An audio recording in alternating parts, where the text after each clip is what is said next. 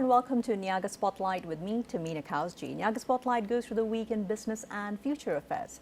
Market watch, industries, analysis and insights. We've got you covered right here on Niaga Spotlight. Well, today on Future Affairs, we're taking a much deeper look into cybersecurity for businesses. So let's begin by contextualizing this a little. So definitely cyber attacks in Malaysia are expected to remain high on the list of risks throughout 2024, and this will be in particular for businesses in the financial and telecommunication industries. Also, Malaysia experienced 84 million cyber attacks daily, and this was in Q4 of 2022. Additionally, 84% of SMEs in Malaysia were affected by cyber incidents in 2023, and at the same time, those 67% of SMEs believe that only larger corporations are at risk. To help us further contextualize everything with a focus on cybersecurity for business continuity, I have the pleasure of Celine Ting, co-founder and managing director for OpenAcademy, joining me now in the studios. Celine, welcome to Niaga Spotlight. How are you doing today? Thank you so much for having me. I'm doing good. I'm doing well. Fantastic. So you're taking a little bit of time out of your busy schedule to tell us a lot more about cybersecurity for businesses. So tell me a little bit more about why OpenAcademy also decided to focus on this real emerging arena of threats and risks when it comes to training. Yes. So for OpenAcademy, our goal is always to ensure that we connect learners directly with industry practitioners. So one of the major things that we wanted to tap into was actually cybersecurity, because as you've mentioned just now with the statistics that you've just mentioned, we can clearly see that there is a huge increase in cyber attacks, right? There's about 117% increase in cyber attacks since the pandemic, actually, in 2020. Yes. So because everything is being transformed digitally. I mean, that's one of the factors actually that as to why we started looking into cybersecurity. It's because we realized there's a rapid growth when it comes to digital transformation. Everybody is looking on the benefits of digital transformation, trying to ensure everything is digitalized, ensure everything is cloud-based, ensure everything is smooth, right? We can connect with each other, making sure that the employees and teams are all connected online. But with digital transformation, that also then increase the risk of actually cyber attacks, cyber threats, and these are things that a lot of businesses actually don't really think about because it's so easy to just go online. It's so easy to just apply and go to different platforms and tools and things like that. But it's not so easy to think about what would happen if your information gets leaked out, your data isn't protected well, and these are the things that I think a lot of employees and also businesses don't really think about, which is why we wanted to find the correct industry practitioners and connect them to the employees, the learners, the businesses, to make sure that they're learning directly from the people that know what they're talking about.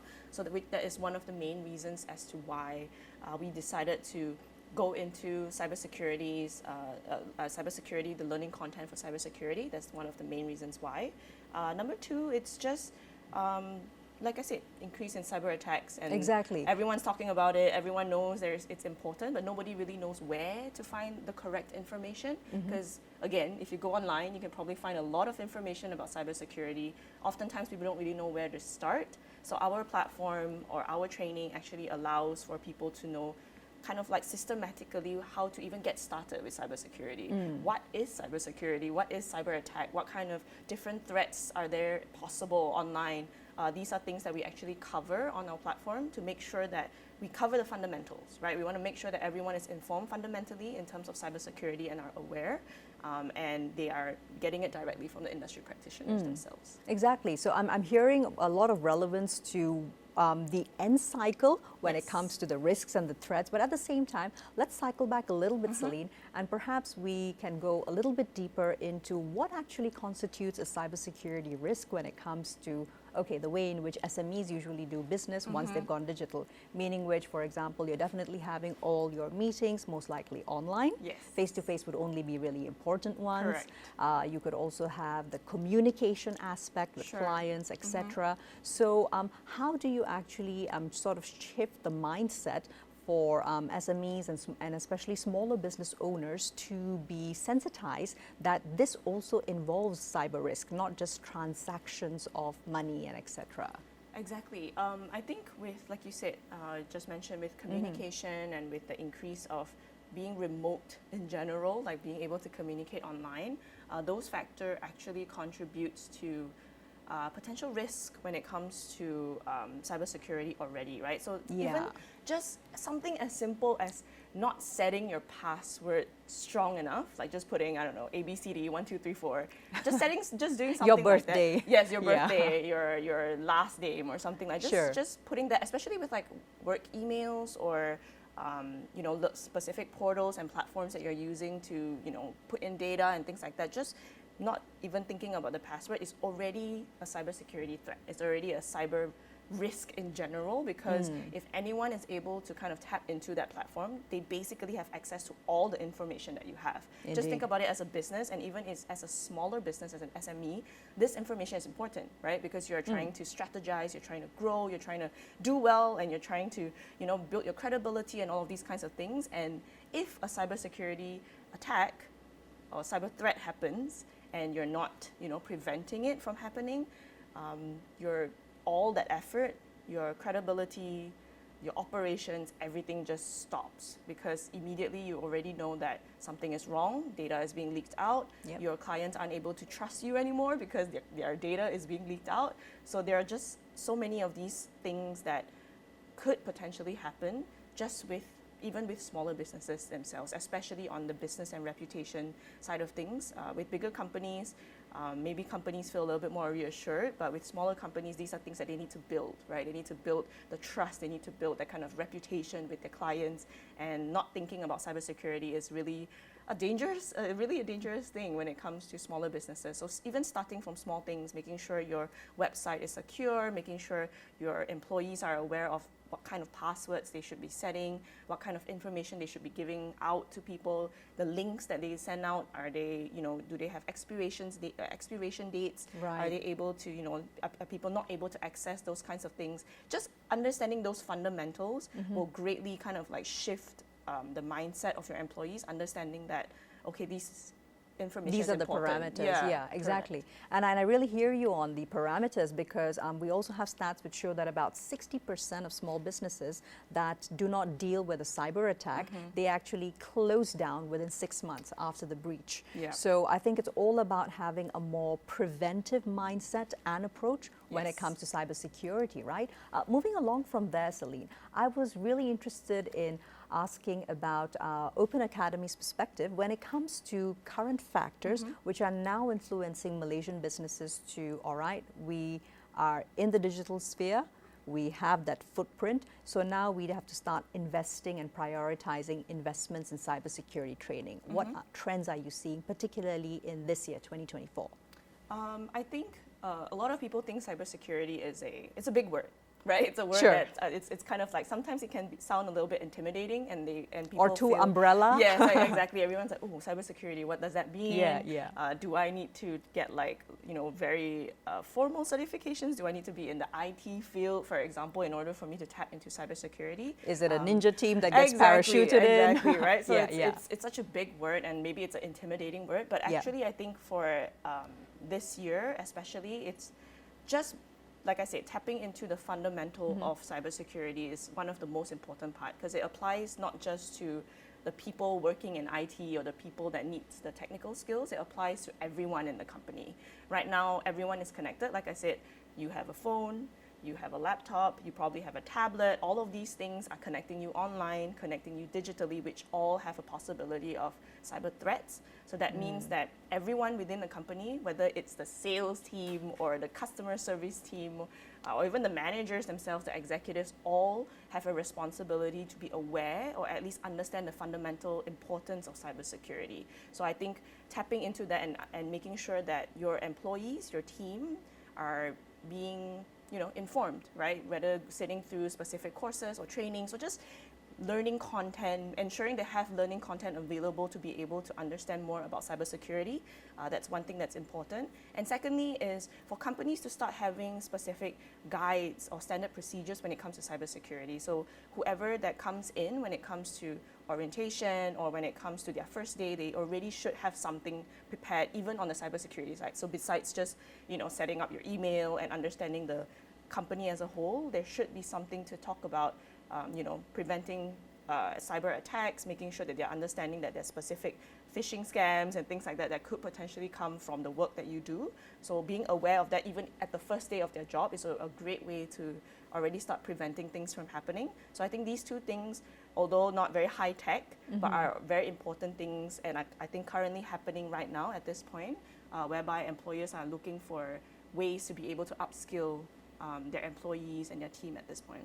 Exactly. So what I'm actually hearing a lot of is that from the stats that we have about industry collated data, about 79% of our SMEs in general, they have increased security budget.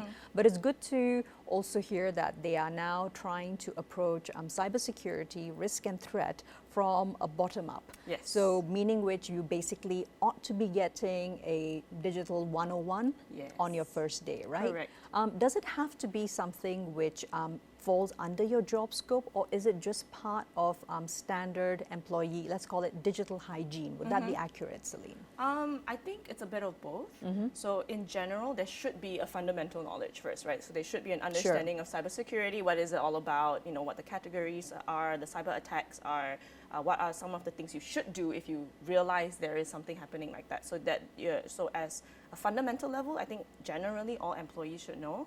But on a next level, there are definitely roles within the company that have a more important role when it comes to cybersecurity or cyber attacks, right? Like I said, even the IT team or people who are more exposed to doing things digitally, whether it's the healthcare industry, the finance industry, as you mentioned just now, these are maybe industries that are more prone to cyber attacks, or people are more, there are more things for people to slightly hack. more sensitive data, more right? sensitive data. Yeah. So in that situation, I think different roles will require different kinds of upskilling as well. So like I said, if there are people who are in the managerial level, will probably need more of a strategic kind of approach, right? They need to understand that, okay, if this happens, what do we do?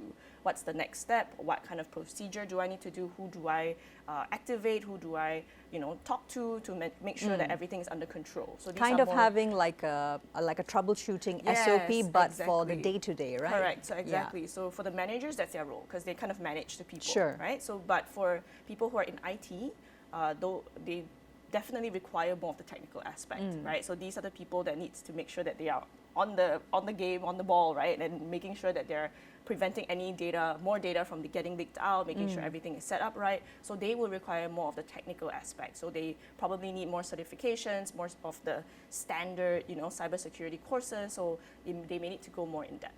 Yeah, so it just really depends on the role that the company plays as well. But I think it starts off with the general, then it goes into the role specific, and then you depend on the role that you have, you kind of find the training and the resources that you require. Exactly, depending also, of course, on the size and the specific challenges faced by each sector, right? Right, so getting a little bit deeper into some of the evolving cyber threats which Malaysian businesses are facing. So tell us about how, okay, once businesses are already on the arc of training their employees and making sure they have this BCP. But what about regularity, and how do you ensure that you're updated? Because everything changes literally every day. Every day. Every minute. It's not even every month, it's not even every quarter, right? In the digital space. I think there are a few ways that you can do this. Okay. So there are, to make sure that things are updated, ensuring that you for us at least, maybe I can't speak for everyone, but I think on OpenAcademy side, we make sure that we always engage with the industry practitioners. We are not just engaged, but we're connected and make sure that we're continuously connected with them.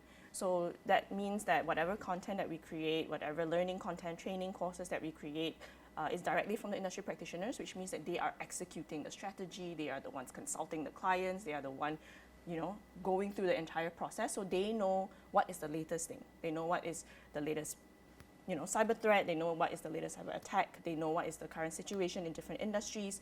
So making sure that you're always connected with industry practitioners, or ensuring that the content and the training courses are by industry practitioners is an important thing. So making sure you do the background check and things like that. So I think for us, we ensure that we always have that kind of connection with our industry practitioners. So they create the content. Our role is to make sure that the content is digestible and it's easy for people to consume, making sure people understand what cybersecurity is all about, what the course is all about. But we take their experience and insights and turn it into that. So for us, that's what we basically do. Number two, I think it's just having a thought process of customization potentially is something that a lot of training platforms or providers or content providers need to think about.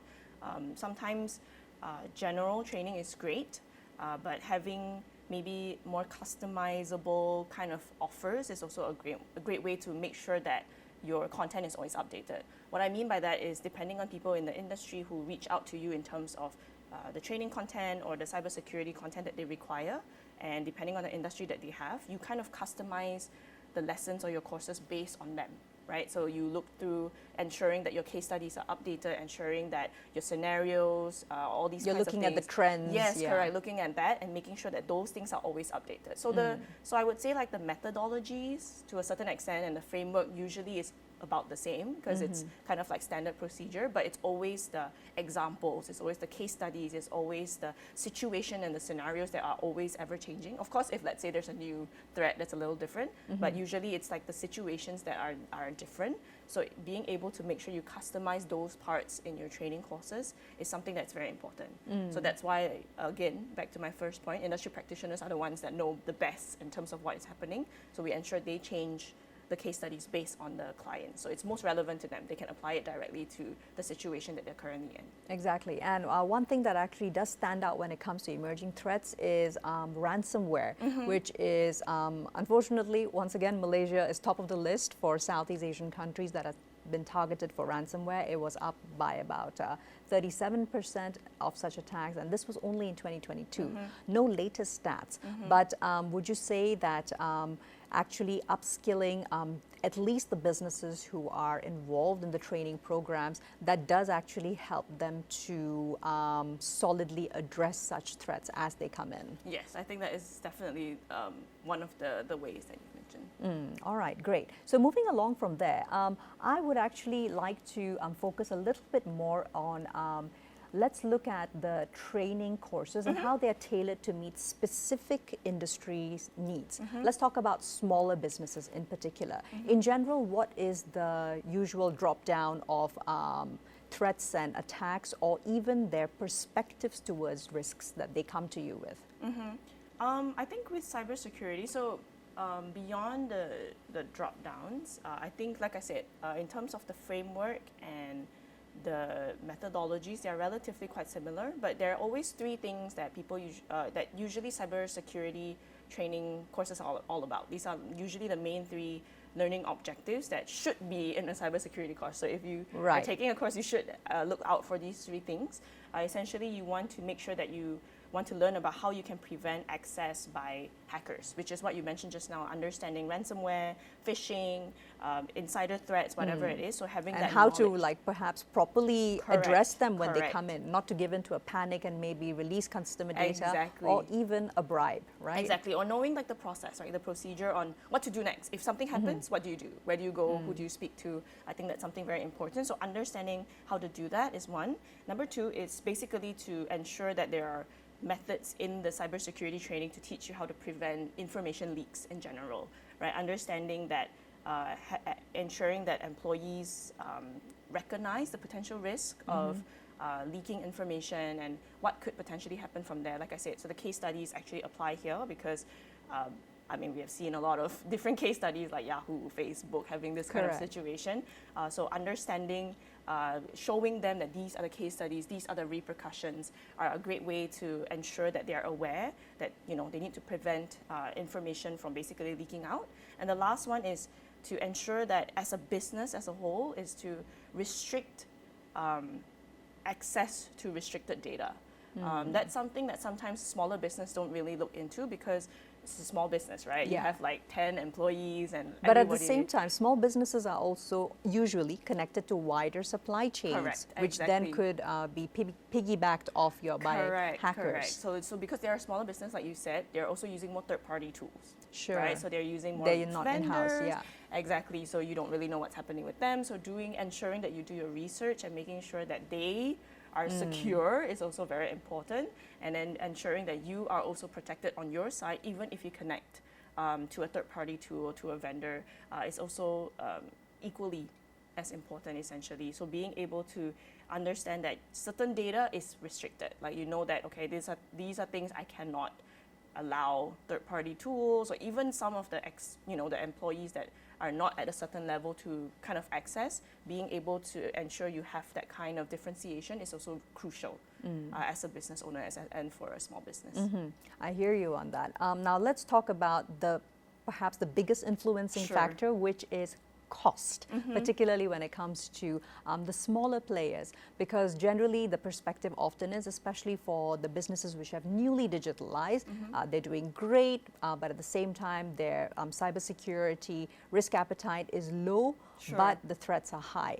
So how can they sort of balance that also with limited budgets? What are some affordable ways to get started with this for businesses who know that they need to get on it, but they just don't know how to get started in a proper way? There are actually a lot of resources online. I think even with the Malaysian government themselves, they are also actually pushing cybersecurity quite a bit. Even with I think recently the National Training Week. That's that correct. Just happened, NTW, yes. Are basically free access to training for your employees, and then they're all on different topics, and cybersecurity was one of them.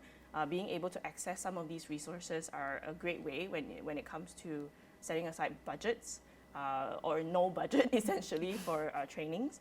Besides that, there are actually a lot of content online that is actually free to consume. I won't go into formal certifications or actual formal training, but you are actually able to find good content online for cybersecurity, even platforms like YouTube or even Coursera for a cheaper amount, for example. Package, for example. Correct. So even our platform also has free discoverable content purely on cybersecurity. Essentially, it's a great series of 10 videos to just talk about the fundamental of cybersecurity. So even content like that is already accessible online, and usually employers don't actually have to pay a huge amount of budget to be able to access them. So I think the only thing that they need to kind of do is just to make sure they do their research, or they just kind of need to do some QC on their end to make sure that the content is suitable for their employees and to make sure that it's relevant and it's up to date. And end-to-end, ideally speaking, Celine, what would be the time factor taken, let's say for a company that has roughly about 100 to 500 employees, for them to actually get started and to be completely covered, at least for now? What is the time factor involved? Oh, that is a tricky question, because again, it depends on the company and depends on how well versed the entire company is. Right. Yeah, so you may not have to start from zero, but you Correct. also may have Correct. to. Because if, let's say, companies are more digital savvy or they're going through the entire process, usually the employees within the company are kind of already aware in terms of being online and understanding the threats and things like that. So you may not need to start from ground zero. You don't need to go what is a cyber threat? They already have an idea, like phishing scams, getting And suspicious I just emails. wanted to ask, I'm wondering how many companies actually come and they are now willing to sign up for courses because they've actually suffered a cyber threat or an attack? Do many of them actually come post, or are there also those who are coming in before it happens? There are actually quite a few that come before it happens now. Right, okay. I think it's because of the awareness right now when it comes to cybersecurity, and even more so over the last couple of years. I think news of like I said just now, even Facebook or different platforms that are having data leaks, Tesla being hacked. yes, being hacked. I think it's kind of a scary thing for a lot of businesses. So a lot of businesses are trying their best to figure out where they can get cybersecurity training, cybersecurity content, and things like that. So I think a lot of companies are actually coming in from the perspective of preventing it, right? Ensuring that their team is upskilled, which I think it's great. It's better to prevent, have the preventive measure rather than have it after. So actually a lot of companies are doing preventive. Usually what happens is that they will always come in from the preventive measures, but like I said, maybe they come in from a very, very generic kind of area first, and then unfortunately maybe they don't follow up after that when it comes to generic, because sometimes generic, like I said, depending on the content, it will be enough to raise awareness. It may not be enough to push them to implement certain things, right? Or even to have action if a threat occurs, correct, right? Correct, because sometimes you don't really know until it happens to you, usually, but at least you have the awareness, so it's less likely that it will happen. Usually the difference is that if it's happened, the companies that approach are very specific. They already know what they're looking for. They know potentially what kind of threats they are already having, and these are things that they have already experienced. So they know exactly what kind of content they're looking for, what kind of learning they are looking for. So that's the main differences between the two. Usually, it's always like the first step is here, the preventive measures, and then the deeper end. Hopefully, I mean, ideally, if companies already know that this is important, they could go one step further, even in the preventive steps. But usually that's kind of the main differences when it comes to companies reaching out to us for content. Like Understood. Very interesting indeed. And I'd like to ask you about, as we move towards closing the conversation, Celine, now the wider statistics show us that there's actually about a need for 30,000 skilled employees who are specifically cybersecurity experts. Tell me about why it's also important to sort of shift gears and look at the perspective of training those who are in-house itself, rather than having to increase cost by additionally hiring specific specialists, and also the fact that it actually has to happen now. We can't really wait for the wider industry to hopefully catch up with that dearth of human talent in about maybe 5 to 10 years. Yeah, I think oftentimes companies like to outsource things in general, right? So I think it's easy because they already have the expertise. You just need to tap into that. And I believe that there are definitely things that should be outsourced, right? Obviously, things shouldn't be done in-house. But when it comes to things like cybersecurity, it's definitely important to have someone in-house that is may not need to be an expert per se, like may not need to be like, oh, I know every single thing of cybersecurity, but they need to have the knowledge of cyber. They need to know what happens next. They need to at least be able to manage the situation, because as you've mentioned, you know, cyber threats are increasing. You know, cyber attacks are also increasing. A lot of these things are happening. Having someone in-house is always safest, because this is the person that knows your company the best, right? They know the inner workings of your company. They are able to communicate directly with you. Sometimes having someone that's outsourced, they are also managing multiple people at the same time. Very true. So there's also the human risk factor, right? Exactly. So there are multiple people that are handling your information, your data, and everything. So it's always good to have someone in the company that is aware of what the company is handling as well, making sure that, you know, there's clear communication there. So not saying that you have to have an entire cybersecurity team, but at least you need to have an expert or someone that's in the company that knows what to do if any of these things happen. Sure. So it's all about fostering that culture of cybersecurity awareness. Celine, thank you so much for your time. I think it's been a really invigorating discussion, focusing on the main pain points. Thank you. Well, that's all we have time for today on Niaga Spotlight. We'll catch you again next week with more business analysis and insights. Here's to a productive week ahead.